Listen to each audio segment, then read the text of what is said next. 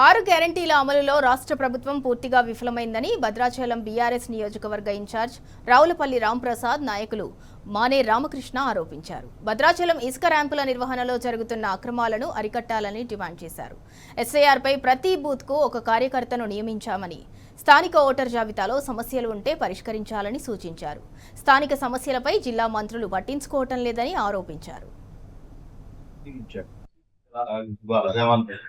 6 గ్యారంటీలో ఒక బస్సు తప్ప ఏ గ్యారంటీ కూడా నెరవేర్చలేదని చెప్తాను. గ్యాస్ కానీ, లేకపోతే తులం బంగారం కానీ, లేకపోతే మహిళలకి 22,000 కానీ, లేకపోతే స్కూటీలు కానీ, ఇట్లా అనేక వాగ్దానాలు తెచ్చాయి. ఇదే ఒక్క వాగ్దానం కూడా ఇంతవరకు అమలు చేయలేదు రేవంత్ రెడ్డి అని.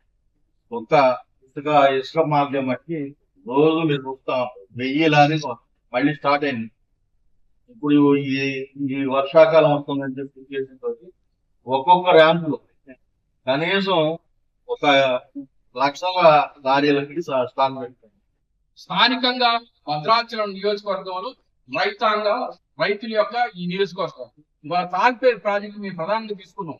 జూన్ మాసం చివరికి వచ్చేసింది. ఈ రోజు వరకు తాల్పేరు కుడిగా కాలం కావచ్చు, ఎడమ కాలం కావచ్చు, నీళ్ళు ఇచ్చే పరిస్థితి లేదు. అక్కడ చూస్తే నీళ్లు బ్రహ్మాండంగా ఉన్నాయి. ఇరిగేషన్ శాఖ ఎక్కడ ఉన్నారు? ఈ రోజు వరకు కంప్లీట్ చేసే పరిస్థితి లేదు.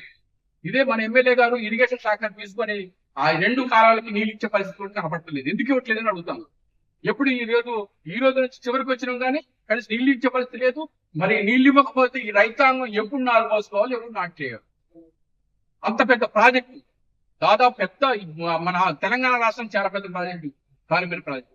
దాన్ని అడిగితే ఏదో కలపని మాట చెప్తున్నాడు, ఈ గాని ఇది ఎట్లా చెప్పండి? చాలా దారుణంగా ఉంది. దీంతో పాటు రేపు మా కార్యక్రమం బీఆర్ఎస్ పార్టీ ఈ 2 కార్యక్రమాలు తీసుకుంటూ భవిష్యత్తులో రాబోయే రోజుల్లో పెద్ద ఎత్తున ఆందోళన కార్యక్రమం కూడా మీరు శ్రీకారం